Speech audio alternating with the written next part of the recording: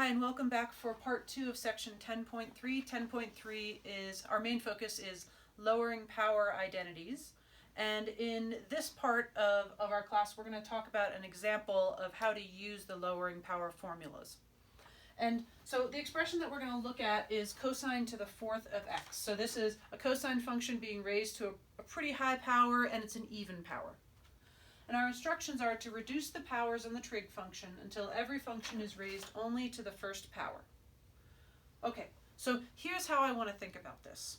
The first thing I want to think about is, okay, I have a cosine function here, and so I know that the lowering power identity for cosine is 1 plus cosine of 2x over 2.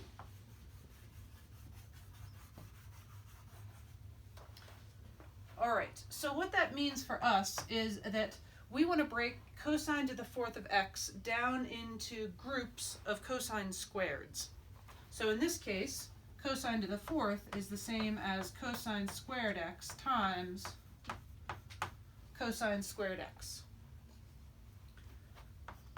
All right, now each group of cosine squareds that I have, I'm going to replace that cosine squared x with 1 plus cosine of 2x over 2.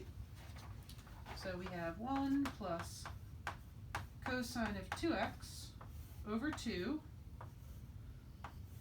times, we have another cosine squared, so I have another 1 plus cosine of 2x over 2. Okay, now I'm not done, because even though none of these have powers on them, if I were to multiply things out, I would again have some powers on my cosine function. So I'm not quite done yet. So my next step here is to work on simplifying this. Now, I've divided by 2 on the first fraction. I've divided by 2 on the second fraction. Now, if I'm careful about what I'm doing, I might think about this as 1/4 times 1 plus cosine of 2x times 1 plus cosine of 2x. And if I wasn't really sure where that 1/4 came from, what I might think about is that this first fraction is really 1/2 times 1 plus cosine of 2x times 1/2 times 1 plus cosine of 2x. And all of this stuff is multiplied together, so the 1/2 times the 1/2 gives me the 1/4, and I just moved it to the front. Okay, so we have that 1/4 in the front. And then I want to multiply these two expressions together. Now, when I multiply these, I'm going to take this first term, the 1, and multiply it times 1.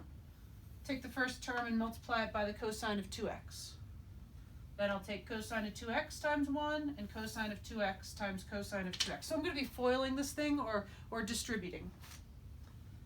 So we have 1 times 1 is 1. 1 times cosine of 2x is cosine of 2x. And then I have cosine of 2x times 1, so that's another plus cosine of 2x. And then I have cosine of 2x times cosine of 2x, so that's plus cosine squared of 2x. Okay, so the stuff inside the parentheses, I have a cosine of 2x and another cosine of 2x, so I can write this as 1/4 times 1 plus 2 times cosine of 2x plus cosine squared of 2x. Okay? All right. Now, there are a few things I would like to do to continue to clean this up. And one of the things I see is that here's where that cosine squared is showing up again. So I'm going to have to do something with that, but I'm going to hold off on that for now. Before I deal with this cosine squared, I'm going to distribute this 1/4 through the parentheses. So I have 1/4 times 1 is 1/4 plus 1/4 times 2 cosine 2x. I take the 1/4 times the 2, I'm not multiplying by the 2x inside the cosine argument, only times the number in the front. So 1/4 times 2 is 2/4, which you can write as 1/2 cosine of 2x. And then we have 1/4 times cosine squared 2x, so plus 1/4 times cosine squared of 2x. Okay, cool. So looking at what I have here now, the 1/4 is fine. I don't need to do anything else with that. The 1/2 cosine 2x, I don't need to do anything with that because the cosine is already just raised to the first power. This last part, though, I still have a little bit of work to do. So I want to apply this lowering powers formula a second time. And as I think about this, my formula says cosine squared of x is equal to 1 plus cosine of 2x over 2. Now, the thing is, here we have a 2x inside the parentheses, but in our formula we only have an x inside the parentheses. What I want you to think about here is I want you to think about this x as a placeholder. So let's say instead I had cosine squared of squiggle. What that would say is everywhere in my cosine squared formula up above that I see an x, I'm going to replace it with squiggle. So cosine squared of squiggle would be equal to 1 plus cosine of, instead of 2x, I'd have 2 squiggles, all divided by 2. So it doesn't matter what's inside the parentheses of our cosine squared expression, but everywhere in the formula that I see an x, I want to replace that with whatever's inside the parentheses. So for our example, we have cosine squared of 2x is going to be equal to 1 plus cosine of 2 times the stuff inside the parentheses. So cosine of 2 times 2x, all divided by 2. So cosine squared of 2x is going to be 1 plus cosine of 2 times 2, which is 4x over 2. Okay, so that idea is what we're going to use on this cosine squared of 2x up above.